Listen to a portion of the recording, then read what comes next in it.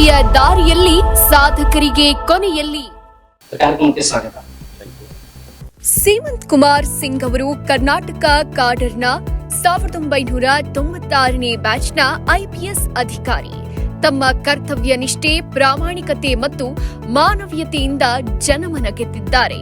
ಸೇವೆಯೇ ಧ್ಯೇಯ. ಕೇವಲ ಕಾನೂನು ಶಿಸ್ತು ಕಾಯೋದಲ್ಲದೆ ಸಮಾಜದ ಹಿತಕ್ಕಾಗಿ ತಮ್ಮ ಸೇವೆಯನ್ನ ಅರ್ಪಿಸಿದ್ದಾರೆ. ಸರ್, ನಮ್ಮ ಕಾರ್ಯಕ್ರಮದಲ್ಲಿ ಸಾಧನೆಯ ದಾರಿಯಲ್ಲಿ ಸಾಧಕರಿಗೆ ಕೊನೆಯಲ್ಲಿ ಅಂತ ಒಂದು ಕಾರ್ಯಕ್ರಮ ಮಾಡ್ತಿರ್ತೀವಿ. ಸೊ ಆ ಕಾರ್ಯಕ್ರಮದಲ್ಲಿ ಹೇಗೆ ಅಂತಂದ್ರೆ ಜರ್ನಿ ಬಗ್ಗೆ ಮಾತನಾಡ್ತೀವಿ. ಎಸ್ಪೆಷಲಿ ನಿಮ್ಮ ಕೊಡುಗೆ IPS ಅಲ್ಲಿ ಆಗಿರ್ಬೋದು, ಲಾನ್ ಅಲ್ಲಿ ಆಗಿರ್ಬೋದು, ನಿಮ್ಮ ಚೈಲ್ಡ್ಹುಡ್ ಅಲ್ಲಿ ಆಗಿರ್ಬೋದು, ಸಾಕಷ್ಟು ಇದೆ ಹೇಳ್ಬೇಕಂದ್ರೆ, ಒಂದಲ್ಲ ಹೇಳಲ್ಲ. ಮತ್ತೆ ನಿಮ್ ಬಗ್ಗೆ ಇನ್ನೊಂದು ಖುಷಿ ಏನಂತಂದ್ರೆ, ನಮ್ಮ ಇಂಡಿಯಾದಲ್ಲಿ ಕರ್ನಾಟಕಕ್ಕೆ ಜಾಸ್ತಿ ಕೊಡುಗೆ ಇದೆ ನಿಮ್ದು. ನೀವು ಎಲ್ಲದಕ್ಕಿಂತ ಮುಂಚೆ ದಕ್ಷಿಣ ಕನ್ನಡ ಆಗಿರ್ಬೋದು, ಮಂಗಳೂರು ಆಗಿರ್ಬೋದು, ಉಡುಪಿ ಆಗಿರ್ಬೋದು, ಬಳ್ಳಾರಿ ಆಗಿರ್ಬೋದು, ಎಲ್ಲಾ ಕಡೆನೂ ಅದೊಂದು ತುಂಬಾ ಸೌಂಡ್ ಇರೋ ಅಂಥದ್ದು. ಅದ್ರ ಬಗ್ಗೆ ಸರ್, ಈಗ ನಿಮ್ ಜರ್ನಿನ ಹೇಗ್ ಸ್ಟಾರ್ಟ್ ಆಯ್ತು ಸರ್? ಈಗ ರಾಂಚಿಯಿಂದ ಸ್ಟಾರ್ಟ್ ಆಗುತ್ತೆ ಲೈಫ್ ಜರ್ನಿ, ನಿಮ್ ಬಾಲ್ಯ ಜೀವನ, ಸ್ಕೂಲ್ ಎಲ್ಲ ಸ್ಟಾರ್ಟ್ ಆಗುತ್ತೆ. ಅದಾದ ನಂತರ ಸಡನ್ ಆಗಿ ನೀವು IPS ಮುಗಿಸ್ಕೊಂಡು ಕರ್ನಾಟಕಕ್ಕೆ ಜರ್ನಿ ಸ್ಟಾರ್ಟ್ ಮಾಡ್ತೀರಾ. ಹೇಗಿತ್ತು ಸರ್ ಆ ನೆನಪು ಒಂದು ಚಿಕ್ಕದಾಗಿ? ಚಿಕ್ಕದಾಗಿ ಹೇಳಲಿಕ್ಕೆ ಆಗಲ್ಲ. ಬಟ್ ನಾನು ಮೂಲತಃ ಬಿಹಾರ ರಾಜ್ಯದವರು. ಜಾರ್ಖಂಡಲ್ಲಿ ನಾವು ಸೆಟಲ್ ಆಗಿದ್ದೀವಿ. ಅಲ್ಲಿಂದ ನಾವು ಒಂದು ಸ್ಕೂಲ್ದು ನಾವು ವಿದ್ಯಾಭ್ಯಾಸ ಮುಗಿಸಿ ಅಲ್ಲಿ 2 ಭಾಗದಲ್ಲಿದ್ವಿ. ಒಂದು ನಾವು ಸ್ವಲ್ಪ ದಿವಸ ನಾವು ಹಾಸ್ಟೆಲ್ನಲ್ಲಿ ಇದ್ದೀವಿ ಉತ್ತರಾಖಂಡಲ್ಲಿ. ನಂತರ ನಾವು ರಾಂಚಿಯಲ್ಲಿ ಓದಿದ್ದೀವಿ. ಆಮೇಲೆ ನಮ್ದು ಹೈಯರ್ ಸ್ಟಡೀಸ್ ಪೂರ್ತಿ ನಾವು ಡೆಲ್ಲಿ ಯೂನಿವರ್ಸಿಟಿಯಲ್ಲಿ ಮಾಡಿದ್ವಿ, ಡೆಲ್ಲಿ ವಿಶ್ವದಲ್ಲಿ. ಅಲ್ಲಿಂದನೇ ನಾವು ನಮ್ದು UPSC exams, civil service exam ಅಲ್ಲಿ ನಾವು ಅಪಿಯರ್ ಆಗಿ ಕ್ವಾಲಿಫೈ ಆಗಿ ನನಗೆ ಕರ್ನಾಟಕ ಸ್ಟೇಟ್ ಕ್ಯಾಡರ್ ಅಂತ ಅಲಾಟ್ ಆಗಿದೆ. ಸೊ ಪ್ಲ್ಯಾಂಡ್ ಆಗಿ ನಾನು ಮನಸ್ಸಲ್ಲಿ ಇತ್ತು ಅಡ್ಮಿನಿಸ್ಟ್ರೇಷನ್ ಜಾಯಿನ್ ಆಗಬೇಕು. ಅದರಲ್ಲಿ ಕೂಡ ಪೊಲೀಸ್ ನನಗೆ ತುಂಬಾ ಇಷ್ಟ ಇತ್ತು. ನನ್ನ ತಂದೆ ಕೂಡ ಅವರು ಆರ್ಮಿಲಿ ಇದ್ರು. ನನಗೆ ಒಂದು ಇಷ್ಟ ಇತ್ತು ಪೊಲೀಸ್ ಸರ್ವಿಸ್ ಅಲ್ಲಿ ಸೇರಿ. ಚೈಲ್ಡ್ಹುಡ್ ನೋಡಿ, ಈಗ ನಾವು ಸುಮಾರು ವರ್ಷ ಆಗಿದೆ ಚೈಲ್ಡ್ಹುಡ್ ಬಗ್ಗೆ. ಈಗ ಅಷ್ಟು ಸುಲಭವಾಗಿ ಮಾತಾಡಿದ್ರೆ ನೀವು ಸ್ಪೆಸಿಫಿಕ್ ಅಂತ ಕೇಳಿದ್ರೆ ನಾವು ಏನೋ ಹೇಳ್ಬೋದು. ಬಟ್ ಚೈಲ್ಡ್ಹುಡ್ ಇಂದನೇ ನಾವು ಸುಮಾರು ನಮ್ಮ ಕೆಲವೊಂದೊಂದು ರೋಲ್ ಮಾಡೆಲ್ಸ್ ಇದ್ರು. ಈಗ ಅವ್ರಿಗೆ ನಾವು ಅವ್ರ ಬಗ್ಗೆ ತಿಳ್ಕೊಂಡು ಅವ್ರು ಯಾವ ರೀತಿ ಇಂಥ ಎಕ್ಸಾಮ್ಸ್ ಅಪಿಯರ್ ಆಗಿದ್ದಾರೆ ಅಂತ ನಾವು ಸ್ಕೂಲ್ ಮತ್ತು ಕಾಲೇಜಲ್ಲಿ ಸಾಕಷ್ಟು ನಾವು ಅದ್ರ ಬಗ್ಗೆ ಚರ್ಚೆ ಮಾಡಿ ನಮ್ಮ ಫ್ರೆಂಡ್ಸ್ ಅಂತ. ನಮ್ಮ ಲಕ್ಗೆ ನಾವು ನಮ್ದು 10th ಅಲ್ಲಿ 12th ಅಲ್ಲಿ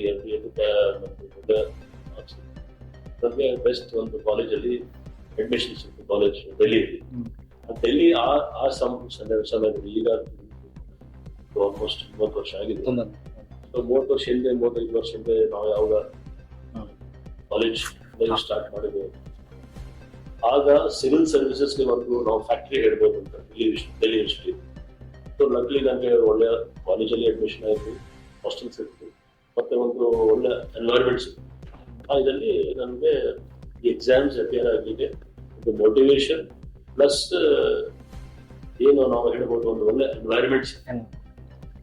ಸರ್, ನೀವು ಒಂದು ಚಿಕ್ಕ ವಿಲೇಜ್ ಇಂದ ಬರ್ತೀರಾ. ಆ ಒಂದು ಡೆಲ್ಲಿ ಅಂದ್ರೆ ನಿಮಗೆ ಗೊತ್ತಿದೆ ಎಷ್ಟು ಪವರ್ಫುಲ್ ಇರುತ್ತೆ. ಆ ಕಮ್ಯುನಿಕೇಶನ್, ಆ ಪೀಪಲ್, ಅಟ್ಮಾಸ್ಫಿಯರ್ ಹೇಗೆ ಅಡ್ಜಸ್ಟ್ ಆಗುತ್ತೆ? ನಾವು ನಿಮ್ಗೆ ಹೇಳ್ಬೇಕಂದ್ರೆ ಎಲ್ಲರೂ ನಾವು ಎಲ್ಲರೂ ಒಂದು ಹಳ್ಳಿಯಿಂದನೇ ಬಂದ್ವಿ. ಯಾವುದು ಸಿಟಿಯಲ್ಲಿ ಯಾವುದು ವಿಲೇಜ್ ಇಂದ ಬರ್ತೀವಿ. ತಂದೆ ತಾಯಿಯವರು ಬೇರೆ ಬೇರೆ ತರ ಕೆಲಸ ನಾವು ಹೋಗ್ಲಿಕ್ಕೆ ಹೋಗ್ತೀವಿ. ನ್ಯಾಚುರಲ್ ಆಗಿ ಸ್ಟೆಪ್ ಬೈ ಸ್ಟೆಪ್ ನಾವು ಹೇಳಿದಾಗ ನೀವು ಹೇಳೋದು ಕರೆಕ್ಟ್. ಸಿಟಿ ನಾವು ಕೂಡ ನಮ್ಗೆ ಒಂದು ಚಾಲೆಂಜ್ ಇಟ್ಕೊಂಡು ನಾನು ನಮ್ಮ ಸ್ಟಡೀಸ್ ಬಗ್ಗೆ ಅಷ್ಟೇ ಚಿಂತನೆ ಮಾಡ್ತೀನಿ. ನಾವು ಬೇರೆ ಯಾವುದೋ ವಿಷಯ ಬಗ್ಗೆ ಚಿಂತನೆ ಮಾಡ್ತಿಲ್ಲ. ಆ ಮಧ್ಯದಲ್ಲಿ ಕೆಲವು ಸ್ಟೂಡೆಂಟ್ ಪಾಲಿಟಿಕ್ಸ್ ಅಲ್ಲಿ ಕೂಡ ನಾವು ಸೇರ್ಕೊಂಡಿದ್ದೀವಿ ಮಧ್ಯದಲ್ಲಿ. ಬಟ್ ಸೇರ್ಕೊಂಡು ನಾವು ಸ್ವಲ್ಪ ಕೆಲವು ಪೋಸ್ಟ್ ಅಲ್ಲಿ ನಾವು ಎಲೆಕ್ಷನ್ಸ್ ಕೂಡ ನಿಂತಿದ್ದೀವಿ. ಬಟ್ ನಮ್ಮ ಮನೆಯಿಂದ ನನಗೆ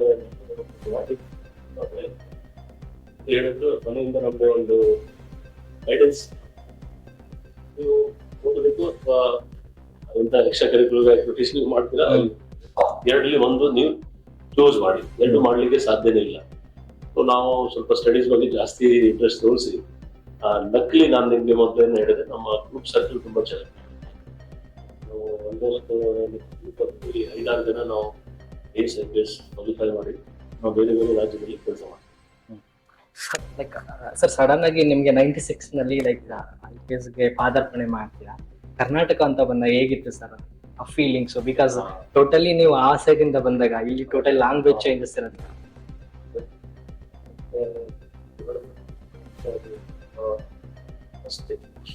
State allot ಆದ್ಮೇಲೆ second state about conflicts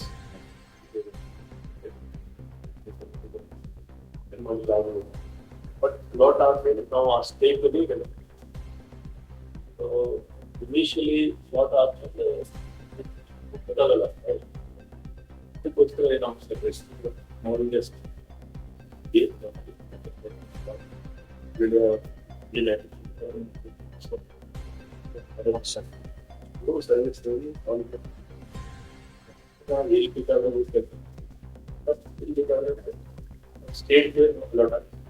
ನನ್ನ ಸ್ಟೇಟ್ ಕರ್ನಾಟಕ. ಸರ್ ಅದು ನೀವು ಚೂಸ್ ಮಾಡಿದ ಆಟೋಮೆಟಿಕ್? ಇಲ್ಲ, ನಾನು ನಿಮ್ಗೆ ಅದೇ ಹೇಳಿದೆ, ಅದು ಸ್ವಲ್ಪ ಕಾಂಪ್ಲೆಕ್ಸ್ ಸಿಸ್ಟಮ್ ಇದೆ. ಈಗ ನಾವು ಹೇಳಿಗ ಮತ್ತೆ ಅದನ್ನು ಸಿಸ್ಟಮ್ ಪ್ರತಿ 10 ವರ್ಷ ಅಥವಾ 15 ವರ್ಷ ಚೇಂಜ್ ಆಗ್ತದೆ. ನಮ್ಮ ಟೈಮಲ್ಲಿ ಏನೋ ಸಿಸ್ಟಮ್ ಇದೆ, ಆ ಸಿಸ್ಟಮ್ ಪ್ರಕಾರ ನನಗೆ ಸ್ಟೇಟ್ ಅಲ್ಲ. ನನಗೆ ಡೌಟ್ ಆದ ತಕ್ಷಣ ಅದನ್ನಾಗಿ ಈ ಕಾಲದಲ್ಲಿ ನಾವು ಯಾವುದೋ ಟೂರಿಸ್ಟ್ ಪರ್ಪಸ್ ಅಥವಾ ಯಾವುದು ಕಾರಣಕ್ಕೆ ನಾವು ಬಂದಿರ್ತಾರೆ. ಅದು ಅಲೌಟ್ ಆದ್ಮೇಲೆ ನಮ್ಮ ಬೇರೆ ಬ್ಯಾಚ್ಮೇಟ್ಸ್ ಸೆಂಟರ್ ಆದ್ಮೇಲೆ ಮತ್ತೆ ಇಲ್ಲಿ ಬಂದಾದ್ಮೇಲೆ ಈ ವಾತಾವರಣ ಬೇರೆ ಸ್ಟೇಟ್ಸ್ 10 ವರ್ಷ ಹಿಂದೆ ಇತ್ತು, ಈಗ ಇನ್ನೂ ಜಾಸ್ತಿ ಆಗಿದೆ. ಅದರಲ್ಲಿ ನಾನು ಲಕ್ಕಿ ನಮ್ಗೆ ಸ್ಟೇಟ್ ಸಿಕ್ಕಿದೆ. That way I was lucky. Initially ಸ್ವಲ್ಪ ಒಂಥರ ಇದು ನಮ್ಮ ರಾಜ್ಯ ಬಿಟ್ಟು ಬೇರೆ ರಾಜ್ಯಕ್ಕೆ ಕೆಲಸ ಮಾಡಿದ್ವಿ, ಬಟ್ ಕ್ಲಿಯರ್ ಆಗುವಾಗ ನಮ್ಗೆ ಗೊತ್ತಿತ್ತು ಎಲ್ಲಿ ಬೇಕಾದ್ರೂ ಕೆಲಸ ಮಾಡ್ಲಿಕ್ಕೆ ರೆಡಿ ಇದ್ವಿ. ಅದೇ ನಮ್ಮ ಸ್ಟೇಟ್ ಅಲ್ಲಿ ಹೋಗ್ಬೇಕು ಅಂತ ಜಾಗದಲ್ಲಿ ಹೋಗ್ಬೇಕು, ನಮ್ಮ ಕೈಲಿ ಇಲ್ಲ. ಸೊ ಎಕ್ಸಾಮ್ ಕ್ಲಿಯರ್ ಆಗುವಾಗ ಅಪ್ಲಿಕೇಶನ್ ಫಿಲ್ಅಪ್ ಮಾಡುವಾಗ ನಮ್ಗೆ ಗೊತ್ತಿರ್ತದೆ ಎಲ್ಲಿ ಬೇಕಾದ್ರೂ ನಾವು ಕೆಲಸ ಮಾಡ್ಲಿಕ್ಕೆ ಸಿಗ್ತದೆ. ಆ ನಿಟ್ಟಿನಲ್ಲಿ ಇದು ಸಿಕ್ತು, ಒಳ್ಳೆ ಸ್ಟೇಟ್ ಸಿಕ್ತು, ನಾವು ಖುಷಿ. ಸರ್ ಅದಕ್ಕೂ ಮೋರ್ ಚಾಲೆಂಜ್ ಅಂದ್ರೆ ಕರ್ನಾಟಕದಲ್ಲಿ ಮ್ಯಾಂಗ್ಳೂರು.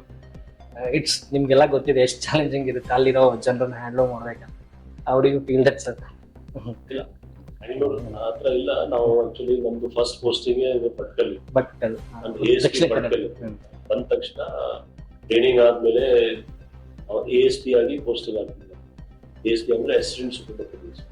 ಅಸಿಸ್ಟೆಂಟ್ ಸೂಪರಿಂಟೆಂಡೆಂಟ್ ಪೊಲೀಸ್ ಆಗಿ ನಾನು ಭಟ್ಕಲ್ ಅಂತ ಸಬ್ ಡಿವಿಷನ್ ಅಂದ್ರೆ ಕಾರವಾರ ಜಿಲ್ಲೆಯಲ್ಲಿ.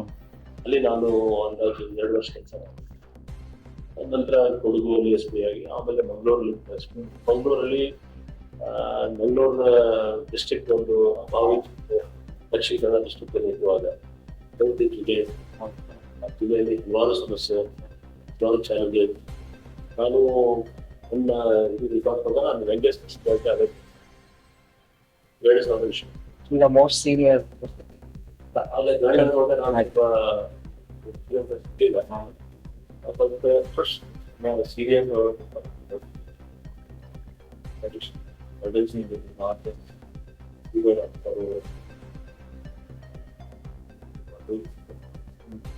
ಗೈಡೆನ್ಸ್ ಕೊಡ್ತಾರೆ. ಈಗಲೂ ರಿಕಾರ್ಡ್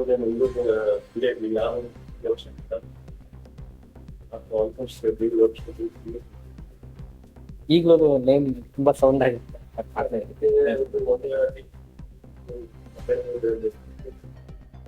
ಜನ ತುಂಬಾ ಬೆಂಬಲ ಸಿಕ್ತು, ತುಂಬಾ ಸಪೋರ್ಟ್ ಸಿಕ್ತು.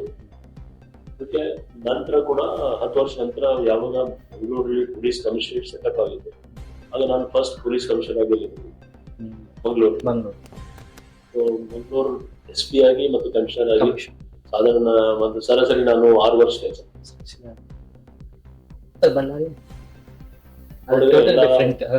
ಎಲ್ಲ ಕಡೆ ಕೆಲಸ ಮಾಡಿದ್ರೆ, ಬೆಳ್ಳಾರಿಯಲ್ಲಿ ಮಾಡಿದ್ವಿ, ಬಿಜಾಪುರಲ್ಲಿ ಮಾಡಿದ್ವಿ, ಆಲ್ಮೋಸ್ಟ್ ಕರ್ನಾಟಕ, ಕೋಲಾರ ಮಾಡಿದ್ದೀನಿ, ಮಂಡ್ಯದಲ್ಲಿ ಮಾಡಿದ್ವಿ, ಕೊಡಗುಲ್ಲಿ ಮಾಡಿದ್ವಿ, ಬೆಳಗಾವಿಯಲ್ಲಿ ಟ್ರೈನಿಂಗ್ ಮಾಡಿದ್ವಿ. ಸೊ ಎಂಟೈರ್ ಕರ್ನಾಟಕ ನಾವು north, central, south, you know the beauty of the Karnataka and people of the Karnataka. ಯಾವ ಜಾಗಕ್ಕೆ ಹೋದ್ರೆ ಯಾರು ಯಾವ ತರ ಇರ್ತಾರೆ ಅಂತ ಸೊ ಅಂದ್ರೆ ನಾವು ಎಕ್ಸ್ಪರ್ಟ್ ಇಲ್ಲ, ಬಟ್ ಸಾಧಾರಣ ಕೆಲಸ ಮಾಡಿ ನಮ್ಗೆ ಗೊತ್ತಾಯ್ತು. ಅಲ್ಲಿ ಬಗ್ಗೆ ತುಂಬಾ. ಬ್ಯಾಂಗ್ಳೂರ್ಗೆ ಪೊಲೀಸ್ ಕಮಿಷನರ್ ಆಗಿ ನೀವು ಲೈಕ್ ಆಯ್ಕೆಯಾಗಿ ಸ್ಟಾರ್ಟ್ ಮಾಡಿದಾಗ ಏನ್ ಥಾಟ್ಸ್ ಇತ್ತು ಸರ್? ಏನಾದ್ರೂ ಇತ್ತ ಸರ್ ಈಗ ಮಾಡಬೇಕು ಅಂತ? ಯಾಕೆಂದ್ರೆ ಎಷ್ಟೇ ಫುಲ್ಫಿಲ್ ಮಾಡಿದ್ರು ಎಲ್ಲೋ ಒಂದ್ ಕಡೆ ಮನ್ಸಲ್ಲಿರುತ್ತೆ ಈಗಿದ್ರೆ ಚೆನ್ನಾಗಿರುತ್ತೆ, ಎಫರ್ಟ್ ಆಗ್ತಿರ್ತೀರಾ, ಆಮೇಲೆ ಅದಕ್ಕೋಸ್ಕರನೇ ಎಲ್ಲೋ ಒಂದ್ ಕಡೆ ಮನ್ಸು ನನ್ಗೆ ಹಿಂಗಿದ್ರೆ ಚೆನ್ನಾಗಿರುತ್ತೆ. ಪೊಲೀಸಿಂಗ್ ಬಹಳ ಒಂದು ವಿಚಿತ್ರ ನಾವು ಡಿಪಾರ್ಟ್ಮೆಂಟ್ ಇದೆ, ಯಾಕಂದ್ರೆ ದಿನನಿತ್ಯ ಒಂದು ಹೊಸ ನಮ್ಗೆ ಚಾಲೆಂಜ್. ಸೊ ನಾವು 2 ಭಾಗದಲ್ಲಿ ನಾವು ಕೆಲಸ, ನಾವು ನನ್ನ ಎಕ್ಸ್ಪೀರಿಯನ್ಸ್ ಅಲ್ಲಿ ನಾವು ಏನ್ ಮಾಡ್ಕೊಂಡು ಬಂದಿದ್ದೀವಿ. ಒಂದು ಲಾಂಗ್ ಟರ್ಮ್ ನಾವು ಕೆಲವು ಗೋಲ್ಸ್ ತಗೊಂಡು ಹೋಗ್ತೀವಿ, ಟೈಮ್ ಸಿಕ್ಕಾಗ ಇದು ಎಲ್ಲ ಮಾಡ್ಬೇಕು. ಯಾವಾಗ ಟೈಮ್ ಇಲ್ಲ ಅಂದ್ರೆ ಬೇರೆ ಕೆಲಸ, ಏನು ಅರ್ಜೆಂಟ್ ಕೆಲಸ ಇದೆ ಅದು ಮಾಡ್ಬೇಕು. ಈಗ ಇಲ್ಲಾಂದ್ರೆ ಏನಾಗುತ್ತೆ, ನಮ್ದು ಒಂದು ಗುರಿ ಇಟ್ಕೊಂಡ್ರೆ ಕೆಲಸ ಮಾಡಬೇಕು. ಗುರಿ ಇಟ್ಕೊಂಡು ಕೆಲಸ ಮಾಡುವಾಗ ಕೆಲವು ಟೈಮ್ ಮಧ್ಯದಲ್ಲಿ ಏನಾದ್ರು ಬೇರೆ ಕೆಲಸ ಅರ್ಜೆಂಟ್ ಮಾಡ್ಬೇಕು. ಏನಾದ್ರು ನಿಂತ್ಕೊಂಡಿದೆ, ಬಂದೋಬಸ್ತಿ, ಏನಾದ್ರು ಮೀಟಿಂಗ್ಸ್ ಇರಲಿ, ಸುಮಾರು ಕೆಲಸ ಇದೆ. ಸೊ 2 ಭಾಗದಲ್ಲಿ ನಾವು ನಮ್ದು ಪ್ರಯಾರಿಟೀಸ್ ಕ್ಲಿಯರ್ ಮಾಡ್ಬಿಟ್ರೆ ನಮ್ಗೆ ಸಮಸ್ಯೆ ಇಲ್ಲ. ಇಲ್ಲಾಂದ್ರೆ ಏನಾಗುತ್ತೆ, ನಾವು ಇದನ್ನು ಮಾಡ್ಲಿಕ್ಕೆ ಆಗ್ತಾರ ಅದನ್ನು. ಸೊ ನಾವು ಮೊದಲಿಂದ ಇದೆಯಲ್ಲ, ಮೊದಲು ಎಲ್ಲಿ ನಾವು ಕೆಲಸ ಮಾಡಿದೀವಿ, ಕೆಲವು ಸೀನಿಯರ್ಸ್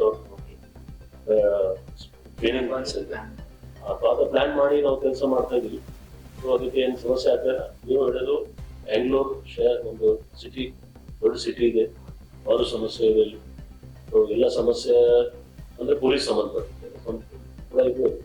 ಪೊಲೀಸ್ದು ಏನೋ ನಾವು ಚಾಲೆಂಜ್ ಇದೆ, ಅದು ಸುಮಾರು ನಾವು ನೋಟಿಫೈ ಮಾಡಿದ್ರೆ ನೋಟ್ ಮಾಡಿ ಇಟ್ಟಿದ್ದೀವಿ. 1 by 1 ನಾವು ತಗೊಳ್ತಾ ಇದೀವಿ. ಸರ್, ನೀವು ಜಾಯ್ನ್ ಆಗಿರೋ ಜಾಗದಲ್ಲಿ ಪ್ಲೇಸಲ್ಲಿ ಯಾವ್ದಾದ್ರು ಹೊಸ ಟೆಕ್ನಾಲಜಿನ ಇಂಟ್ರೊಡ್ಯೂಸ್ ಮಾಡಿ ಯಾವ್ದಾದ್ರು ಮಾಡ್ತಾನೆ ಇರ್ತೀರಾ? ಅದು ಹೇಗೆ sir, like update technology actually ನಂದು ಟೆಕ್ನಿಕಲ್ ಬ್ಯಾಕ್ಗ್ರೌಂಡ್ ಇಲ್ಲ, ಬಟ್ ನಂದು ಒಂದು ಹಾಬಿ ಇದೆ ಮೊದಲಿಂದ. ನಾವು ಯಾವಾಗಲೂ ನಾನೇ ಒಂದು ಹೊಸ ಏನೇನೋ ಇನ್ವೆಂಟ್ ನಾವು ಮಾಡ್ಲಿಕ್ಕೆ ಆಗಲ್ಲ, ಬೇರೆ ಕಡೆ ಯಾರು ಚೆನ್ನಾಗಿ ಕೆಲಸ ಮಾಡ್ತಾರಲ್ಲ ಅದು ನಾವು ನಮ್ಮಲ್ಲಿ ತರ್ತಿರೋದು. ಬೇರೆ ಸ್ಟೇಟ್ ಅಲ್ಲಿ ಇರ್ಬೋದು, ಬೇರೆ ಡಿಸ್ಟ್ರಿಕ್ಟ್ ಅಲ್ಲಿ ಇರ್ಬೋದು, ಅಥವಾ ನಮ್ಮಲ್ಲಿ ಕೆಲವು ಸ್ಟಾಫ್ ಇದೆ. ಸ್ಟಾಫ್ ಕೆಲವರು officers, junior officer, middle level officer, lower staff, ಬಹಳ ಇಲ್ಲಿ ತುಂಬಾ ಒಳ್ಳೆ ಟ್ರೈನ್ ಅವರು. ಅವ್ರ ಜೊತೆಗೆ ನಾವು ಯಾವಾಗಲೂ 2-3 ತಾಸು ಅವ್ರ ಜೊತೆಗೆ ಇಟ್ಕೊಂಡು ನಾವು ಮೀಟಿಂಗ್ ಚರ್ಚೆ ಮಾಡಿ ಇದು ಹೆಂಗೆ ಯಾವ ರೀತಿ. ಸೊ ಅಲ್ಲಿಂದ ನಮಗೆ ಸಲಹೆ ಸೂಚಿಸ್ಬೋದು.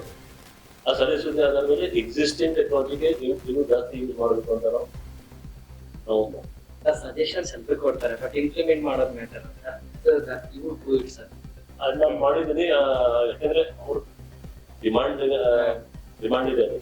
ನಾವು ಸುಮ್ಮನೆ ಇದ್ರೆ ಟೆಕ್ನಾಲಜಿ ವೇಸ್ಟ್ ಆಗುತ್ತೆ. ಸೊ ನಮ್ದು ಅಂದ್ರೆ technology is every time changing. ಈ ಕೆನಾಟ್ ಇಂಟ್ರೊಡ್ಯೂಸ್ ಒನ್ ಟೆಕ್ನಾಲಜಿ ಇವತ್ತು ಇಂಟ್ರೊಡ್ಯೂಸ್ ಮಾಡಿ 5 ವರ್ಷಕ್ಕೆ. So we have to change. So like artificial intelligence, ಈ ಆರ್ಟಿಫಿಷಿಯಲ್ ಇಂಟೆಲಿಜೆನ್ಸ್ ಇದು ಆರ್ಡರ್ ಬೇಕು. ಸೊ AI ಕ್ಯಾಮ್ರಾಸ್ ನಾವು ಯೂಸ್ ಮಾಡಬೇಕು. ಮುಂಚೆ ಬರೀ ಕ್ಯಾಮ್ರಾಸ್ ಇತ್ತು, ಈಗ AI ಕ್ಯಾಮ್ರಾಸ್ ಯೂಸ್ ಮಾಡಲಿಕ್ಕೆ ಡೇಟಾ ಏನಿದೆ, ಡೇಟಾ ಇಸ್ ಮೇನ್ ಸೋರ್ಸ್.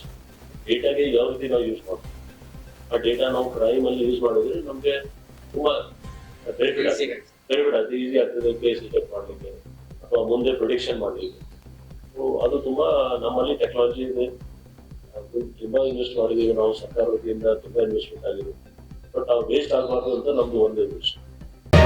ಮತ್ತಷ್ಟು ಸುದ್ದಿಗಳಿಗಾಗಿ ನೋಡ್ತಾ ಇರಿ ಪಬ್ಲಿಕ್ ನ್ಯೂಸ್ 24x7. ಇದು ಸತ್ಯದ ಧ್ವನಿ.